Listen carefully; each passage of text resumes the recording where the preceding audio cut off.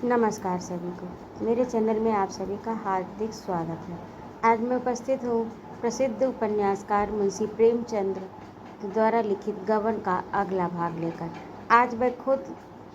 आज वह होता तो क्या वह चीज़ इस तरह जालपा के हाथ से निकल जाती।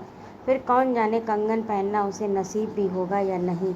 उसने बहुत जब्त किया पर आंसू निकल ही आए। रतन उसके आंसू देखकर बोली, इस वक्त रहने दो बहन, फिर ले लूँगी जल्दी ही क्या। जालपा ने उसकी ओर वक्स को बढ़ाकर कहा, क्यों, क्या मेरे आंसू देखकर? तुम्हारी खातिर से दे रही हूँ। नहीं, ये मुझे प्राणों से भी प्रिय है। तुम्हारे पास इसे देखूंगी तो मुझे तस्कीन होती रहेगी। किसी दूसरे को मत देना, इतनी दया करना। रतन, किसी दूसरे को क्यों देने लगी? इसे तुम्हारी निशानी समझूंगी। आज बहुत दिनों के बाद मेरे मन की अभिलाषा पूरी हुई। केवल दुख इतना है कि बाबूजी अब नहीं हैं। मेरा मन कहता है वे जल्दी ही आएंगे। वे मारे शर्म के चले गए हैं और कोई बात नहीं। वकील साहब को भी ये सुनकर बड़ा दुख हुआ।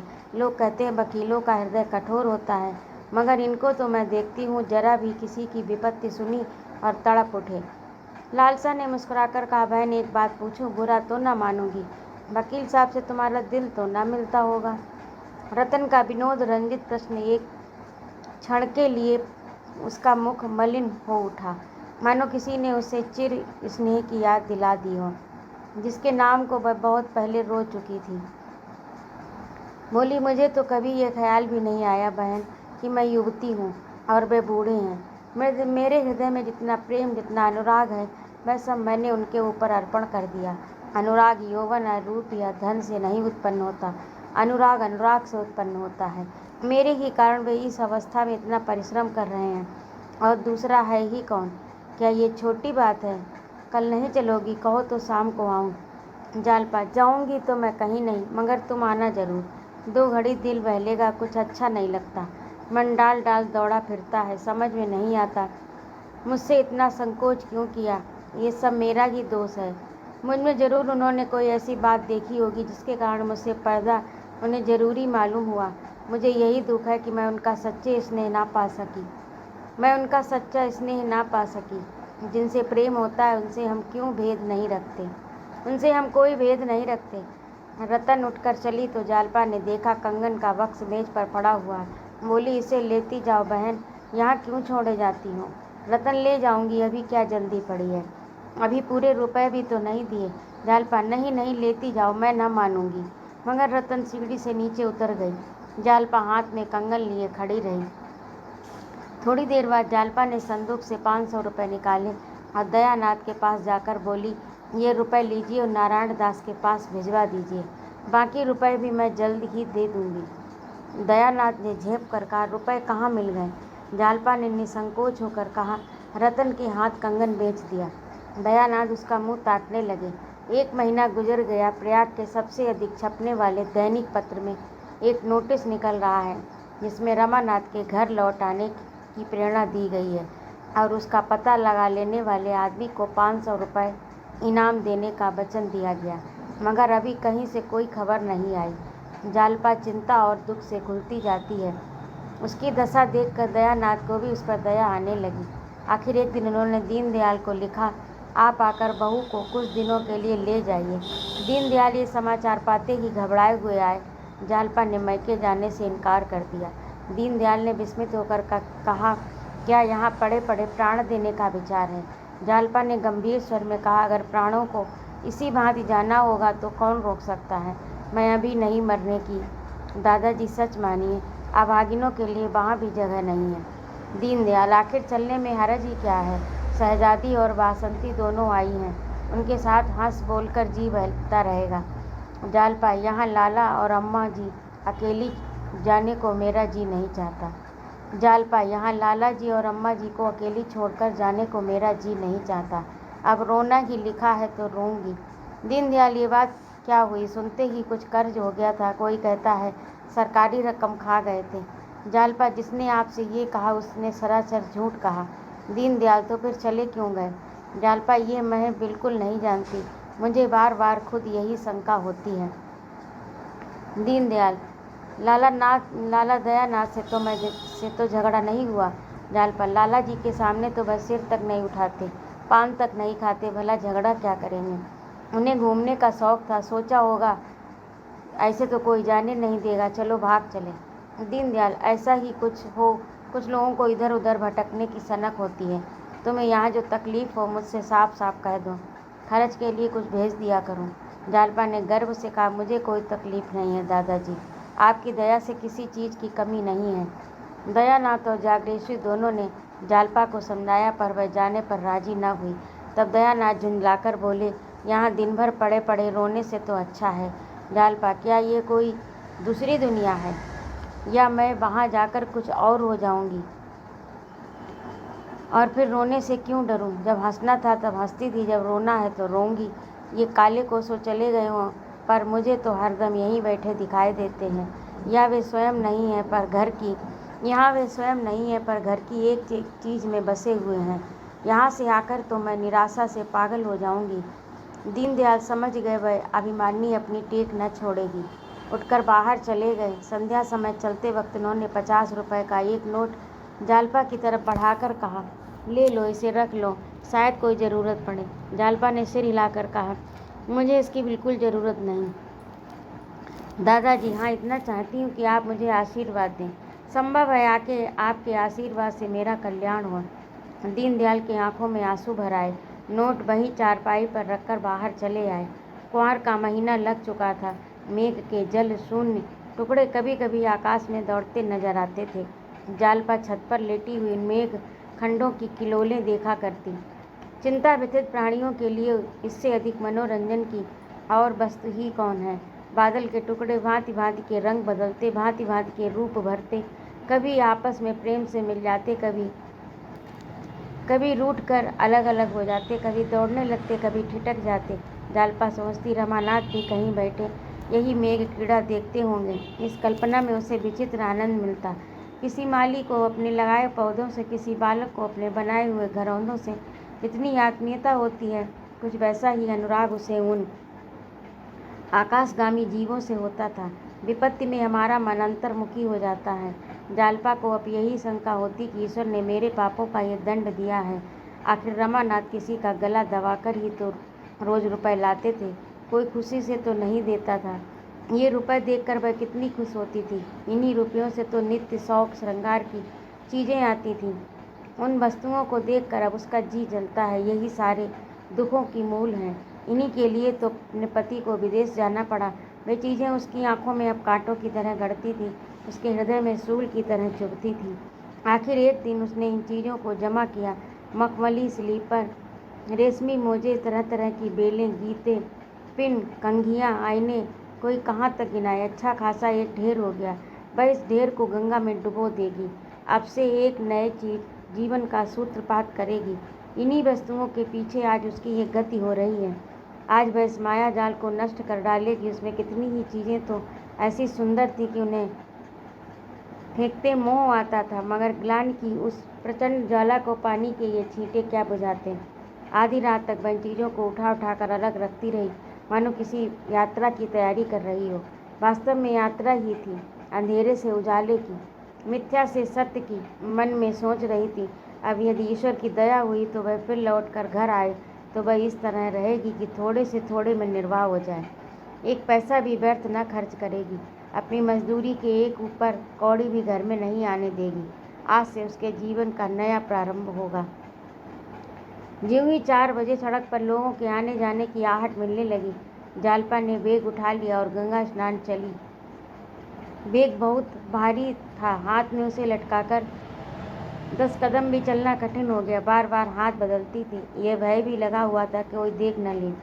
बोझ लेकर चलने का उसे कभी अवसर न पड़ा था। इक्के वाले पुकारते थे पर वह उधर कान न देती थी। यहाँ तक कि हाथ बेकाम हो गए। उसने बैग को पीठ पर रख लिया, कदम बढ़ाकर चलने लगी। लंबा घूंघट निकाल लिया था कि कोई पहचान न सके। घाट के समीप पहुँचती तो प्रकाश हो गया था। सहसा उसने रतन को अपनी मोटर पर आते देखा। उसने चाहा कि सिर झुकाकर मुँह छिपा ले, पर रतन ने दूर से ही पहचान लिया। मोटर रोककर बोली, कहाँ जा रही हो बहन? ये पीठ पर बैग किसका है? जालपा ने घूंघट हटा लिया और निशंक होकर बोली, गंगा स्नान जा रही हूँ। रतन, मैं तो स्नान करके लौट आई, लेकिन चलो तुम्हारे साथ चलती हूँ। तुम्हें घर पहुंचाकर लौट जाऊंगी। बैग रख दो। जालपा, नहीं नहीं, ये भारी नहीं है, तुम जाओ, तुम्हें देर होगी, मैं चली जाऊंगी। मगर रतन ने न माना। कार से उतरकर उसके हाथ से बैग ले लिया और कार में रखती बोली, क्या भरा है तुमने इसमें? बहुत भारी है, खोल कर देखूं? जालपा, इसमें तुम्हारे देखने लायक कोई चीज़ नहीं है। बैग में ताला न लगा था। रतन ने खोल कर देखा तो विस्मित होकर बोली, इन चीज़ों को कहाँ लिए जाती हो? जालपा ने कार पर बैठते हुए कहा, इन्हें गंगा में बहा दूंगी। रतन ने विस्मय में पड़कर कहा, गंगा में कुछ पागल तो नहीं हो गई? गंगा में कुछ पागल तो नहीं हो गई? चलो घर लौट चलो, बैग रखकर फिर आ जाना। जालपा ने दृढ़ता से कहा, नहीं रतन, मैं इन चीज़ों को डुबा कर ही जाऊंगी। रतन, आखिर क्यों? जालपा, पहले कार को बढ़ाओ फिर बताओ। रतन, नहीं, पहले बता दो। जालपा, नहीं, ये नहीं होगा, पहले कार को बढ़ाओ। रतन ने हार कर कार को बढ़ाया। बोली, अच्छा अब तो बताओगी? जालपा ने उलाहने के भाव से कहा, इतनी बात तो तुम्हें खुद ही समझ लेनी चाहिए थी, मुझसे क्या पूछती हो? अब ये चीज़ें मेरे किस काम की? इन्हें देख देख कर मुझे दुख होता है। जब देखने वाला ही न रहा तो इन्हें रख कर क्या करूं? रतन ने एक लंबी सांस खींची और जालपा का हाथ पकड़कर कांपते हुए स्वर में बोली, बाबूजी के साथ तुम ये बहुत बड़ा अन्याय कर रही हो बहन। ये वे कितनी उमंग से लाए होंगे, तुम्हारे अंगों पर इनकी शोभा देखकर कितना प्रसन्न हुए होंगे।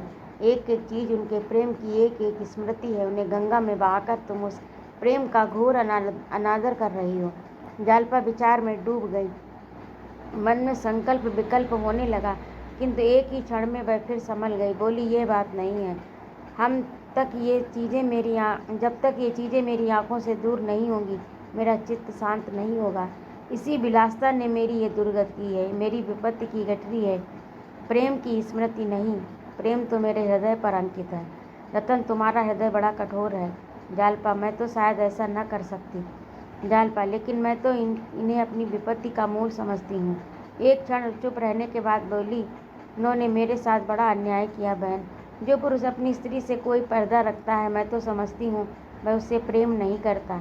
मैं उनकी जगह पर होती तो यूं तिलांजलि देकर न भागती, अपने मन की सारी व्यथा कह सुनाती और जो कुछ करती उसकी सलाह से करती। स्त्री और पुरुष में दुराव कैसा? रतन ने गंभीर मुस्कान के साथ कहा, ऐसे पुरुष तो बहुत कम होते हैं जो स्त्री में अपना दिल खोजते हों। जब तुम स्वयं दिल में चोर रखती हो तो उनसे क्या आशा रखती हो? वे तुमसे कोई पर्दा न रखें। तुम ईमान से कह सकती हो कि तुमने इसमें पर्दा नहीं रखा।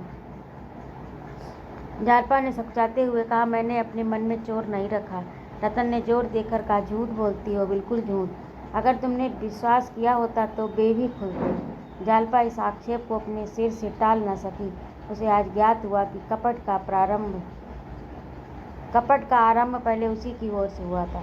गंगा का तट आ पहुंचा। कार रुक गई। जालपा उतरी और बैग को उठाने लगी, किंतु रतन ने उसका हाथ उठाकर कहा, नहीं, मैं इसे नहीं ले जाने दूंगी। समझ लो कि डूब गए। जालपा, ऐसे मैं कैसे समझ लूँ? रतन, मुझ पर दया करो बहन के नाते। जालपा, बहन के नाते तुम्हारे पैर धो सकती हूँ, मगर इन कांटों को हृदय में नहीं रख सकती।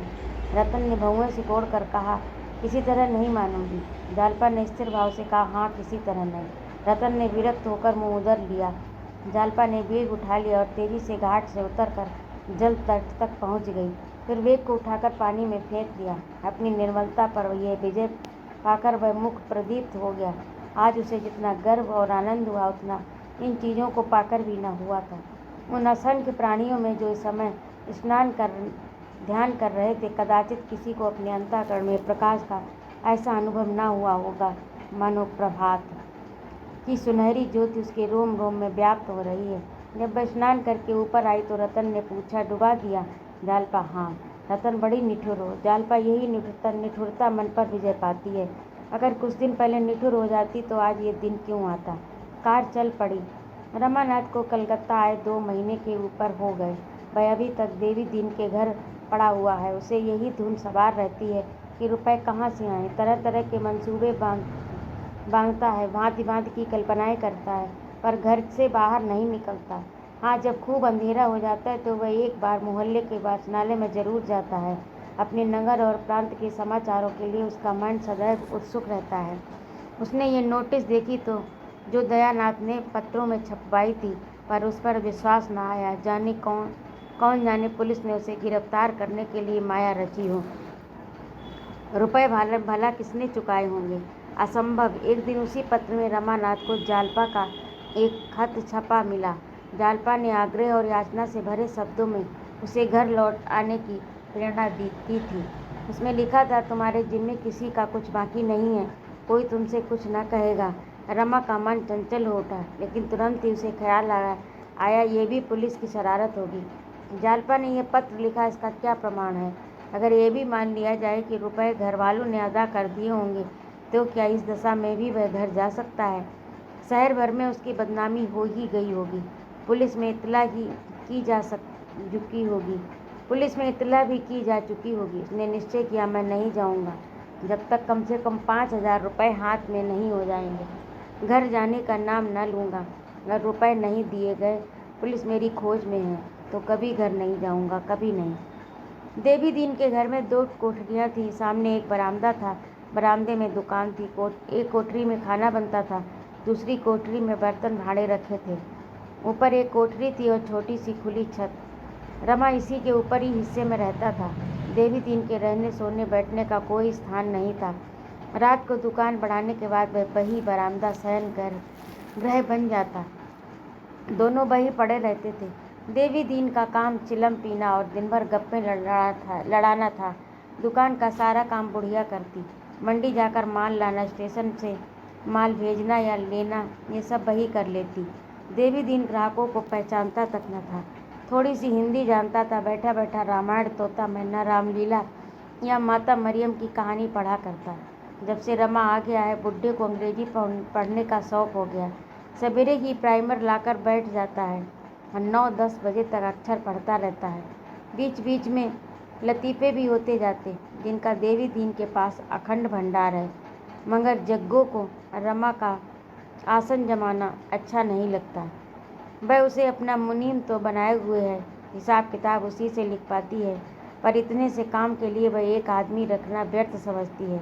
ये काम तो वह ग्राहकों से यूं ही करा लेती है। उसे रमा का रहना खलता था, पर रमा इतना विनम्र, इतना सेवा तत्पर, इतना धर्मनिष्ठ है कि वह स्पष्ट रूप से कोई आपत्ति नहीं कर सकती। दूसरों पर रखकर श्लेष रूप से उसे सुनाकर दिल का गुबार निकालती रहती है। रमा ने अपने को ब्राह्मण कह रखा है और उसी धर्म का पालन करता है। ब्राह्मण और धर्मनिष्ठ बनकर वह दोनों प्राणियों का श्रद्धा पात्र बन सकता है। बुढ़िया के भाव और व्यवहार को वह खूब समझता है, पर करे क्या? बेहयाई करने पर मजबूर है। परिस्थिति ने उसके आत्मसम्मान का अपहरण कर डाला। एक दिन रमानाथ वाचनालय में बैठा हुआ पत्र पढ़ रहा था कि एकाएक उसे रतन दिखाई पड़ गई। उसके अंदाज से मालूम होता था कि वह किसी को खोज रही है। 20 आदमी बैठे पुस्तकें और पत्र पढ़ रहे थे। रमा की छाती धक धक करने लगी। वह रतन की आंखें बचाकर सिर झुकाए हुए कमरे से निकल गया। पीछे के अंधेरे बरामदे में, जहाँ पुराने टूटे फूटे संदूक और कुर्सियाँ पड़ी थीं, छिपा खड़ा रहा। रतन से मिलने और घर के समाचार पूछने के लिए उसकी आत्मा तड़प रही थी, पर मारे संकोच के सामने न आ सकता था। कितनी बातें पूछनी थी उसे, पर उसमें मुख्य यही थी कि जालपा के विचार उसके विषय में क्या हैं। उसकी निष्ठुरता पर रोती तो नहीं है, उसकी उदंडता पर क्षुब्ध तो नहीं है, उसे धूर्त और बेईमान तो नहीं समझ रही, दुबली तो नहीं हो गई। और लोगों के क्या क्या भाव हैं, घर में क्या क्या घर की तलाशी हुई, मुकदमा चला, ऐसे ही हजारों बातें जानने के लिए वह विकल हो रहा था, पर मुँह कैसे दिखाए। मैं झाँक झाँक कर देखता रहा। जब रतन चली गई, मोटर चल दिया, तब उसकी जान में जान आई। उसी दिन से 1 सप्ताह तक वह वाचनालय न गया, घर से निकला तक नहीं। कभी कभी पड़े रमा का भी जी ऐसे घबराता कि पुलिस में जाकर सारी कथा कह सुनाए। जो कुछ होना है हो जाए, 1-2 साल की कैद इस आजीवन कारावास से तो अच्छी है।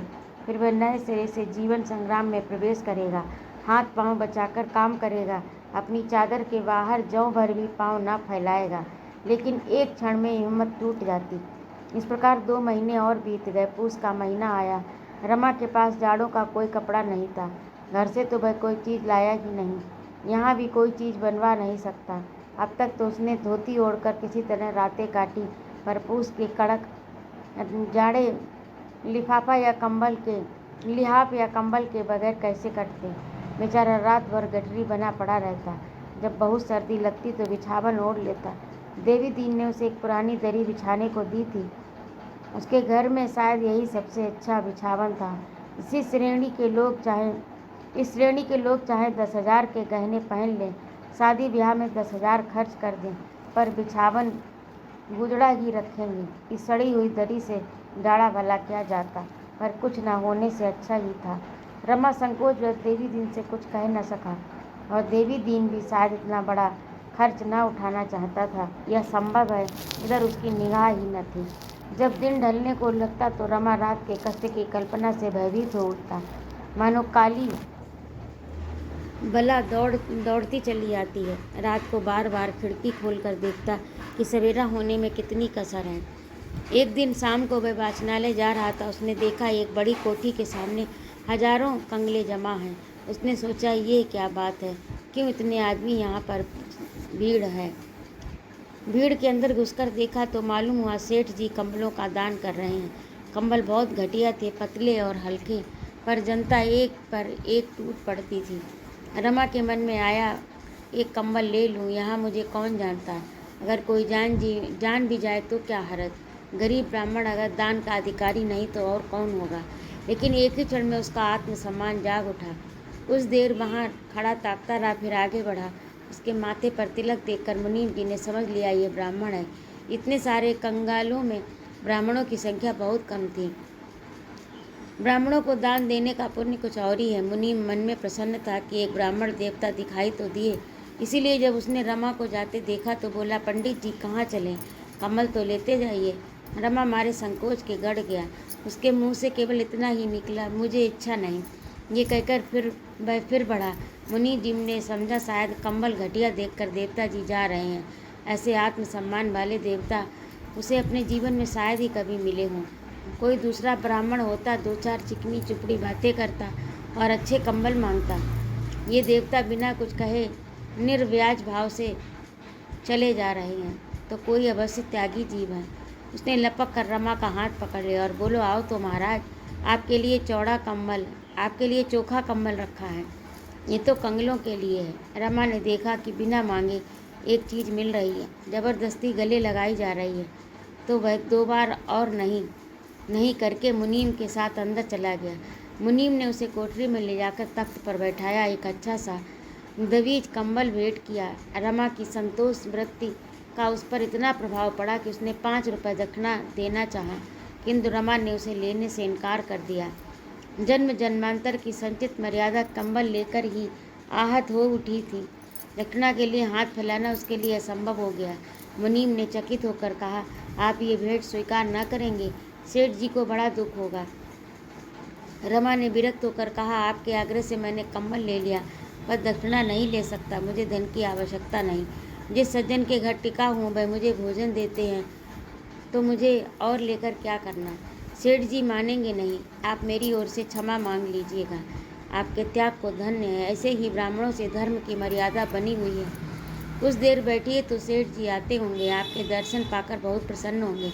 ब्राह्मणों के परम भक्त हैं और त्रिकाल संध्या वंदन करते हैं।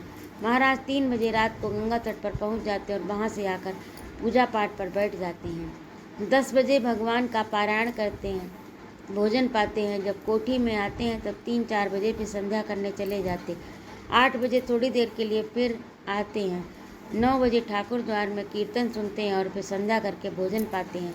थोड़ी देर में आते ही होंगे। आप कुछ देर बैठें तो बड़ा अच्छा होगा। आपका स्थान कहाँ है? रमा ने प्रयाग न बताकर काशी बतलाया। इस पर मुनीम जी का आग्रह और बढ़ा। रमा को ये शंका हो रही थी, कहीं सेठ जी ने कोई धार्मिक प्रसंग छेड़ दिया तो सारी कोलई खुल जाएगी। किसी दूसरे दिन आने का वचन देकर उसने पिंड छुड़ाया। 9 बजे वह वाचनालय से लौटा तो डर रहा था कि कहीं देवी दीन ने कंबल देकर पूछा कहाँ से लाए तो क्या जवाब दूंगा। कोई बहाना कर दूंगा, कह दूंगा एक पहचान की दुकान से उधार लाया हूँ। देवी दीन ने कंबल देखते ही पूछा, सेठ करोड़ी मल के यहाँ पहुँच गए क्या महाराज? रमा ने पूछा, कौन सा सेठ करोड़ी मल? अरे वही जिसकी वह बड़ी लाल कोठी है।